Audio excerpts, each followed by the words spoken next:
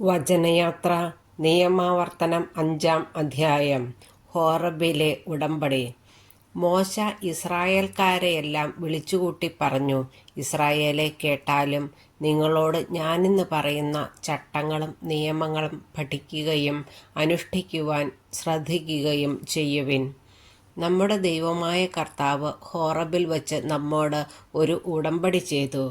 നമ്മുടെ പിതാക്കന്മാരോടല്ല, നമ്മോടാണ് കർത്താവ് ഉടമ്പടി ചെയ്തത്. ഇന്ന് ഇവിടെ ജീവനോടെ ഇരിക്കുന്ന നമ്മോട്. മലയിൽ വച്ച് അഗ്നിയുടെ മധ്യത്തിൽ നിന്നുകൊണ്ട് അവിടുന്ന് നിങ്ങൾക്ക് അഭിമുഖമായി സംസാരിച്ചു. ഞാനപ്പോൾ കർത്താവിൻ്റെയും നിങ്ങളുടെയും മധ്യേ അവിടുത്തെ വാക്കുകൾ നിങ്ങളെ അറിയിക്കാൻ നിൽക്കുകയായിരുന്നു.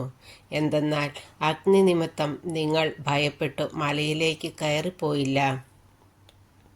10 കൽപ്പനകൾ. അവിടുന്ന് പറഞ്ഞു, അടിമത്തത്തിൻ്റെ ഭവനമായ ഈജിപ്തിൽ നിന്ന് നിന്നെ മോചിപ്പിച്ചു കൊണ്ടുവന്ന നിന്റെ ദൈവമായ കർത്താവ് ഞാനാണ്. ഞാനല്ലാതെ മറ്റൊരു ദൈവം നിനക്കുണ്ടാകരുത്. നിനക്കായി ഒരു വിഗ്രഹവും ഉണ്ടാക്കരുത്. മുകളിൽ ആകാശത്തോ താഴെ ഭൂമിയിലോ ഭൂമിക്കടിയിലെ ജലത്തിലോ ഉള്ള ഒന്നിൻ്റെയും പ്രതിമ ഉണ്ടാക്കരുത്. അവയെ കുമ്പിട്ട് ആരാധിക്കുകയോ സേവിക്കുകയോ ചെയ്യരുത്. എന്തെന്നാൽ നിന്റെ ദൈവവും കർത്താവുമായ ഞാൻ എന്നെ വെറുക്കുന്നവരുടെ 3ഉം 4ഉം തലമുറകൾ വരെയുള്ള മക്കളെ അവരുടെ പിതാക്കന്മാരുടെ തിന്മ മൂലം ശിക്ഷിക്കുന്ന അസഹിഷ്ണുവായ ദൈവമാണ്. എന്നാൽ എന്നെ സ്നേഹിക്കുകയും എൻ്റെ കൽപ്പനകൾ പാലിക്കുകയും ചെയ്യുന്നവരോട് 1000 തലമുറ വരെ ഞാൻ കാരുണ്യം കാണിക്കും. നിന്റെ ദൈവമായ കർത്താവിൻ്റെ നാമം വൃഥാ പ്രയോഗിക്കരുത്. തൻ്റെ നാമം വൃഥാ ഉപയോഗിക്കുന്നവനെ കർത്താവ് ശിക്ഷിക്കാതെ വിട്ടയക്കുകയില്ല.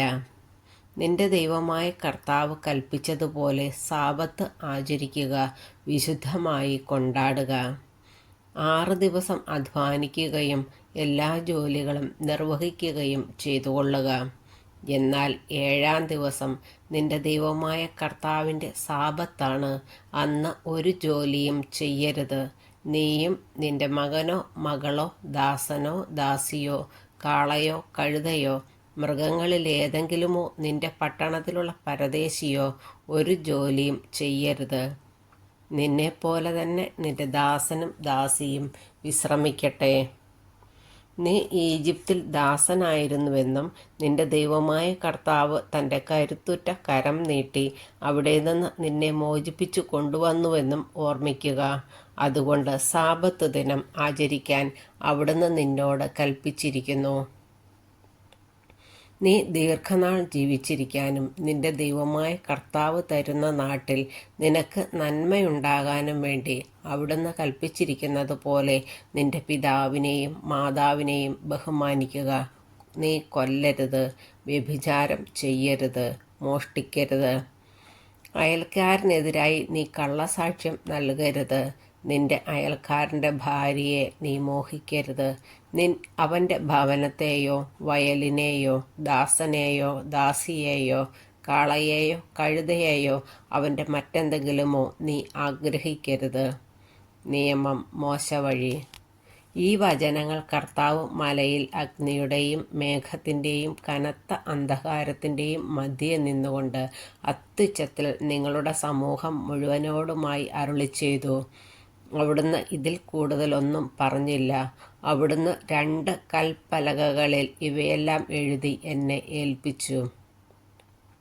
പർവ്വതം കത്തിയെരിഞ്ഞുകൊണ്ടിരിക്കെ അന്ധകാരത്തിൻ്റെ മധ്യത്തിൽ നിന്ന് സ്വരം കേട്ട് നിങ്ങൾ എല്ലാ ഗോത്രത്തലവന്മാരും ശ്രേഷ്ഠന്മാരും എൻ്റെ അടുക്കൽ വന്നു. നിങ്ങൾ പറഞ്ഞു, ഇതാ ദൈവമായ കർത്താവ് തൻ്റെ പ്രതാപവും മഹത്വവും ഞങ്ങളെ കാണിച്ചിരിക്കുന്നു. അഗ്നിയുടെ മധ്യത്തിൽ നിന്ന് അവിടുത്തെ സ്വരവും ഞങ്ങൾ കേട്ടു. ദൈവം മനുഷ്യനോട് സംസാരിച്ചിട്ടും അവൻ ജീവനോടുകൂടി തന്നെ ഇരിക്കുന്നത് ഇന്ന് ഞങ്ങൾ കണ്ടു. ആകയാൽ ഞങ്ങൾ എന്തിനു മരിക്കണം? എന്തെന്നാൽ ഈ വലിയ അഗ്നി ഞങ്ങളെ വിഴുങ്ങും. ഞങ്ങളുടെ ദൈവമായ കർത്താവിൻ്റെ സ്വരം ഇനിയും ശ്രവിച്ചാൽ ഞങ്ങൾ മരിച്ചു പോകും.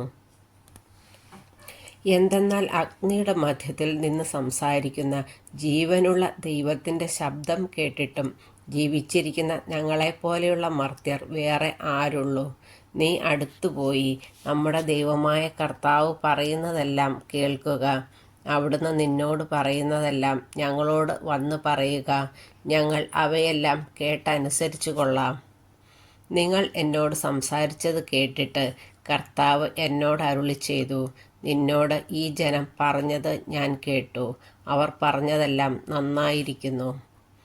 എന്നും എന്നെ ഭയപ്പെടാനും എൻ്റെ കൽപ്പനകൾ പാലിക്കുന്നത് വഴി അവർക്കും അവരുടെ സന്തതികൾക്കും എന്നേക്കും നന്മയുണ്ടാകാനുമായി ഇതുപോലെ സന്നദ്ധതയുള്ള ഒരു മനസ്സ് അവർക്ക് എന്നും ഉണ്ടായിരുന്നെങ്കിൽ കൂടാരങ്ങളിലേക്ക് മടങ്ങിപ്പോകാൻ അവരോട് പറയുക. നീ ഇവിടെ എൻ്റെ കൂടെ നിൽക്കുക. ഞാൻ അവകാശമായി നൽകുന്ന സ്ഥലത്ത് ചെല്ലുമ്പോൾ അവർ അനുഷ്ഠിക്കേണ്ട എല്ലാ നിയമങ്ങളും കൽപ്പനകളും ചട്ടങ്ങളും അവരെ പഠിപ്പിക്കാൻ ഞാൻ നിനക്ക് പറഞ്ഞു തരാം. ആകയാൽ നിങ്ങളുടെ ദൈവമായ കർത്താവ് നിങ്ങളോട് കൽപ്പിച്ചതുപോലെ പ്രവർത്തിക്കാൻ നിങ്ങൾ ശ്രദ്ധാലുക്കളായിരിക്കണം. നിങ്ങൾ ഇടം വലം വ്യതിചലിക്കരുത്.